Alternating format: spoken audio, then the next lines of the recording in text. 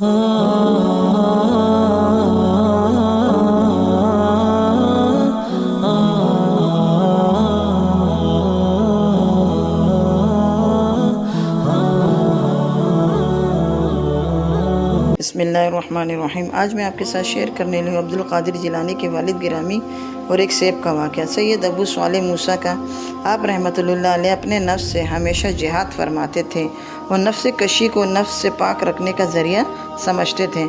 आप बहुत ही कामिल वली और शरीयत के पैरोकार थे। आप रहमतुल्लाह हमेशा दरिया के किनारे रहते थे। आप रहमतुल्लाह अलैह हमेशा अल्लाह ताला की इबादत में मशगूल रहते थे। आपने अपनी पूरी ज़िंदगी में कोई हराम शे ना खाई, हमेशा हलाल कमाई पर ही गुज़र बसर किया। आप रहमतुल्लाह अलैह गाँव में मज़दूरी करते थे और वहाँ से जो पैसे मिलते उससे खाना ख़रीद कर अपना गुज़र बसर करते, लेकिन कभी हराम शे को पसंद ना करते। हमेशा हलाल और मेहनत की रिज़्क़ कमाते और खाते। आपको मेहनत करने का भी शौक़ था और अल्लाह ताला की इबादत का भी बड़े शौक़ से अदा करते थे। गौस पाक रहमतुल्लाह के वालिद फरमाते हैं कि मुझे बहुत सख्त भूख लगी हुई थी तो मैं दरिया के किनारे बैठा हुआ था। एक सेब पानी में बहता हुआ जा रहा था। एक सेब उठा लिया। जब खा लिया तो दिल में ख़्याल आया, पता नहीं किसका था।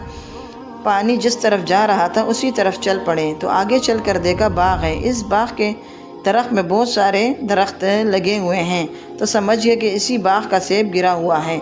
देखा तो एक बुज़ुर्ग थे। उनको मुखातिब करके फ़रमाया, बुज़ुर्गों, वो बुज़ुर्ग बहुत नेक आदमी थे। उनको गौस आज़म रहमतुल्लाह अलैह के वालिद साहब ने कहा, बुज़ुर्गों, सेब खा लिया है तो परेशान हूँ कि वो मेरे लिए जायज़ नहीं था। बड़ी के करने की कोशिश करता हूँ, निकलता नहीं। मेहरबानी हो जाए माफ़ कर दें। उन बुज़ुर्ग ने कहा, मैं माफ़ नहीं करता। मेरा सेब क्यों खाया? हालांकि पानी में बहती हुई चीज़ कोई भी खा सकता है, कोई भी उठा ले। बुज़ुर्ग ने कहा, नहीं, क्यों खाया तुमने मेरा सेब? मैं नहीं माफ़ करता। गौस आज़म रहमतुल्लाह अलैहि सलाम के वालिद ने फरमाया, बाबा जी कीमत ले लो, बख्श दो। बाबा जी ने कहा, नहीं, चल कुछ दिन रहे और मेरे खेतों को पानी लगा दे। सैयद ज़ादे, खूबसूरत चढ़ती जवानी, खूबसूरत माता, नूर नूर से छलकते पड़े सादात के घराने का सजा हुआ नौजवान कुदाल पकड़ कर बाबा जी के पीछे खेतों और बाग़ को पानी लगाने लगा। कुछ महीने रहे तो बाबा जी से कहने लगे, बाबा माफ़ी। बाबा ने कहा, नहीं मिल सकती। कहा, किस तरह मिलेगी? बाबा जी कहने लगे, एक बेटी है मेरी, आंखों से अंधी है, कानों से बहरी है, ज़ुबान से गूंगी है, टांगे भी कोई नहीं, दोनों बस सांसें चलती हैं। तो शादी करे, इससे तो माफ़ी मिल सकती है और मैं माफ़ कर देता हूँ तुमको। हज़रत गौस पाक रहमतुल्लाह अलैह के वालिद गिरामी कहने लगे, मुझे कबूल है। सुभान अल्लाह। मेरे अंदर जो रिज़्क़ चला गया है उसको पाक करना है, कहीं जहन्नुम का ईंधन ना बन जाऊँ, मेरी तो नूरानियत ही चली जाएगी। फरमाया, मुझे कबूल है। निकाह हो गया।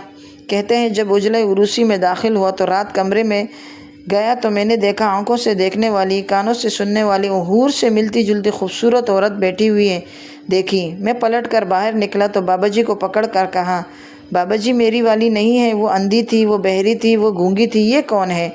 हजूर गौस आज़म रहमतुल्लाह के नाना जी कहने लगे, बेटे, अंधी इसलिए कहा कि जब से पैदा हुई है, जब से गैर महरम का चेहरा नहीं देखा।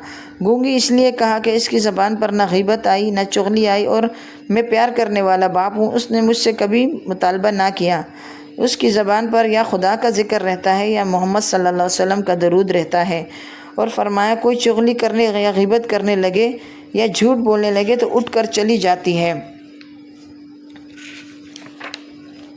किसी की नहीं सुनती। लिहाजा घर से बाहर कभी पैर नहीं रखा तो लंगड़ी भी है।